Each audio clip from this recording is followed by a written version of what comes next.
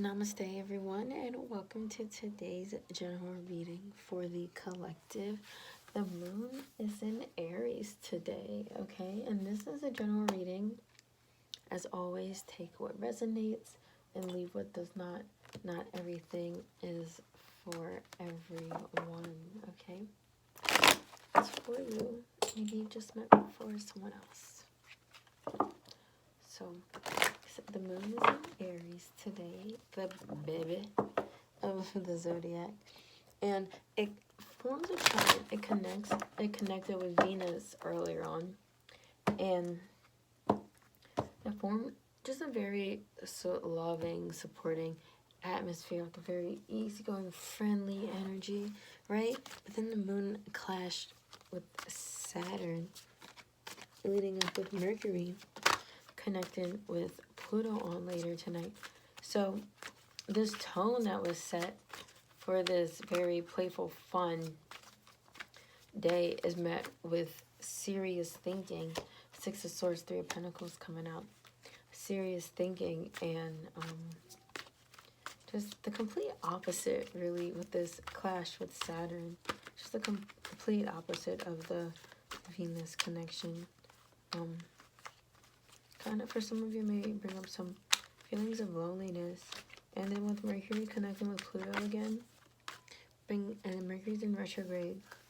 So I'm bringing something forward that either you missed before or just new information from before. Maybe back from, I want to say like the middle of October, approximately.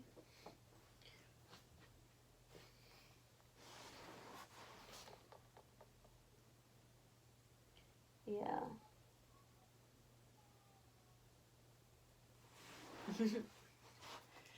So during like the pre-shadow period of the retrograde. But anyway, so we got the Six of Swords and Six of Cords. The Six of Swords coming out here with the Three of Pentacles. When he said the Six of Cords, right? And it's moving on, but the Three of Pentacles working together. Cutting ties. I'm hearing cutting the cord. Letting go, cutting the cord from that. To go move on and work with better people, I'm hearing, for some of you. To find a new, more fulfilling community to work with. Now, this Mercury-Pluto connection has this really, it's a very, because Pluto is like all about, you know, death, rebirth, transformation, and and just like really thinking, putting us in like some deep, intense thoughts, right? Especially because Mercury's already in retrograde, and a lot of past things are coming up, past feelings, past thoughts, past ways of communicating. Communication's a little hoopla. And remember, I'm just reading what's coming through here. So like I said, not everything resonates with everyone. The Lover's card just came, like, it literally, like, it just went flying out. The Lover's card coming here flying out. Yes, like I said, cutting ties to work with, not necessarily like work, like your job work, but just, you know, working, you know, together, building together, you know, just not doing shit by yourself. And for some of you, that could be just moving on from that, moving on from doing stuff by herself. See how she's like dropping two swords, having the wield two swords and working with someone else, and instead of two hands, having four hands, two minds, getting things done, right? All the weight and the work isn't up to you. And that's where the Lover's card comes in here, with a beautiful connection, right? A beautiful connection. And so some of you may be thinking Ten of Pentacles coming out reverse. Where are you lacking? Like, where are you so close to this Ten of Pentacles energy? Like, in the Lovers, like, these are energies of fulfillment. Where are you so close, but where you need to cut some things? So, you're working with like-minded individuals, people on your level. And not even just people. It could be working with yourself on your own level. you know? It could be places, it could be things.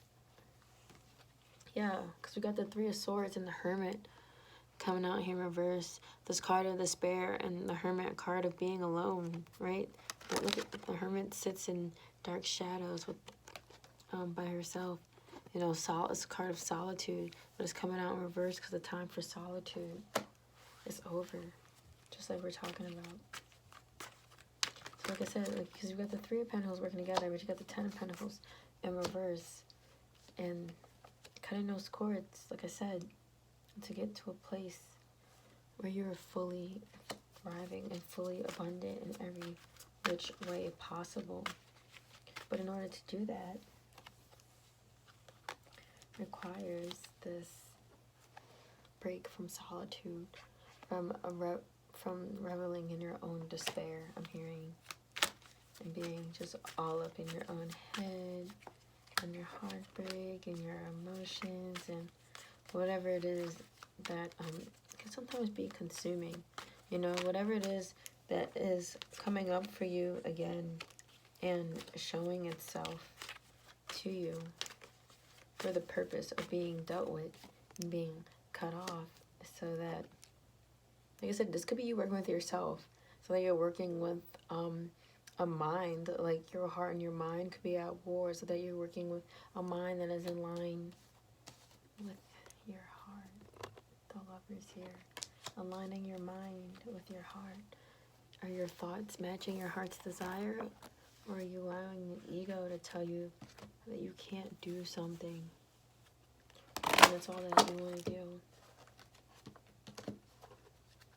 Let's pull a message here. I'm actually feeling surrender card right now. So even though we shuffle this, we're gonna pause on that, put that down there, and pull from here.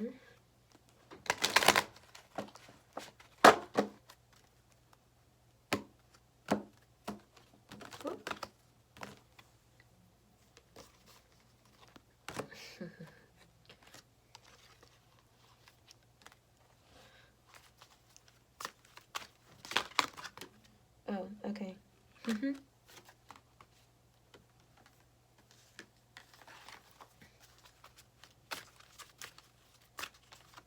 So, let's see. What it is exactly, like, you're cutting, like, the cord on, you know, like, right. So these three came out. Surrender your fear of intimacy. You are ready to let love in. Compassionately identify and begin to release any patterns that stop you from opening your heart. Surrender to your full power. Your life is calling for you to step into your full power rather than playing it small. What did I say? Cutting cords from what's stopping you from reaching a level of manifesting abundance in every single which way possible.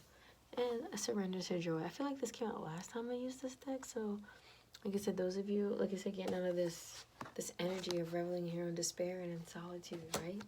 Be joyous. A key to positive change in your life is to let joy in and savor it. Indulge in random acts of smiling during both the hard and easy times. Keep surrendering to more joy.